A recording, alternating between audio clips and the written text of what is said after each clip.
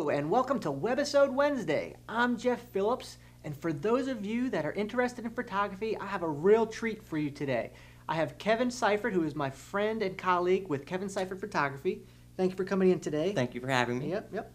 And one of the cameras nowadays on the market are the DSLR cameras, and they seem to be everywhere. Can you just give a few tips and maybe some ideas on how a consumer can maybe get the most out of this camera? Yeah, sure, absolutely. Couple things to look for very quickly when you're purchasing one of the DSLR cameras, or even a DSLR-like, or even a point-and-shoot. The first thing is I would just make sure that you have the three basic settings on the top. You have a manual setting. A lot of these point-and-shoots don't even have a manual setting on them. Definitely want that. Also an aperture setting, and you also want to be able to control the shutter speed on them. Just a real basic thing to look for. All the other settings are just kind of a bonus to have, so you don't have to think as much. But we'll get into that a little bit as we go. Okay.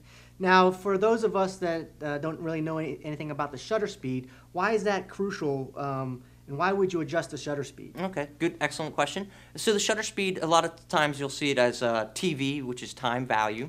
The shutter speed kind of can control the ability to stop the action in a photograph. So you want to make sure that there's no movement. If the subject's moving like this, then you want to be able to stop that. You need a high shutter speed or a fast shutter speed to stop that action. So that would prevent any blur? Yeah, that's correct. And just a general rule of thumb is to stop human movement, you need at least a 500th of a shutter speed of a second as a shutter speed or faster. Okay, great. Now, regarding well, these cameras, they come with these big LCD screens nowadays. And I see people, even myself, holding the camera out in front of me like that. Is that the best way to get the best shot with these cameras? Well, Jeff, originally the cameras, the DSLRs, and even most of the other types of cameras are set up to hold in your hand and look through the viewfinder. So they're still set up that way, mainly for the professional, where the consumer cameras are set up a lot like the prosumer cameras now. But just to give you an example, you really want to have a base. You want to keep your elbows tucked in. You want to create triangles. So I have my my camera here. I use a sling strap, so it's really easy for me to access. So what I'm talking about is when you see somebody out there like this is very tiring. It's very difficult to hold your arms stable. You can look at the back of the camera and see how unbalanced that is. So first thing you want to do is I see this mistake a lot. You just want to put your hand on the underneath, cup your hand so it's balanced against your wrist.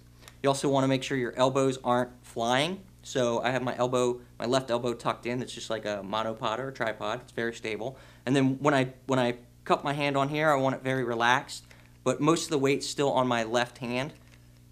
I'm looking through it, and then I'm gonna look at the viewfinder, and I'll just pretend to take a picture, even though I'm not actually using the viewfinder. I mean, I'm not using the LCD. I look through the viewfinder still.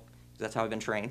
So I'm going to show how to hold it properly. You'll see I have my elbow tucked in. My right elbow's also tucked in, and I'm looking at the viewfinder. I can get a really stable picture that way. So when you see people doing that, it's kind of a trigger to say, well, they've never been trained, and it's a good reason to go out and refer me and tell them, hey, I know somebody that can give you some camera lessons, so you'll get better results. Right. So cool. Well, that's good. Good information. Well noted. Now, as far as some tips and tricks, I know you do some work with green screen. Is that something that the consumer can do, or what does it take to do good green screen? Yeah. Well, a good green screen it's a good question. The consumer can use green screen. It's actually kind of fun. It's pretty easy to do, but you'll start noticing. One of the things that you really want to have in green screen is you need lighting, because you need to be able to use a large depth of field. So you'll want to be shooting at f8, f11, something in that range. And a lot of consumers just don't have that, but they don't need that great quality to do it. So you'll start noticing if you look at something like I watch a lot of sports, so I notice and the cutouts that they have. A lot of stuff now is green screen. I mean, you look at the backgrounds; they're totally fake, and you'll notice a lot of times a little white line or a black line around somebody's hair, and that's just they're just kind of doing a faster process of green screen. for the average consumer, they don't even notice that until, you know, somebody like myself or you point it out.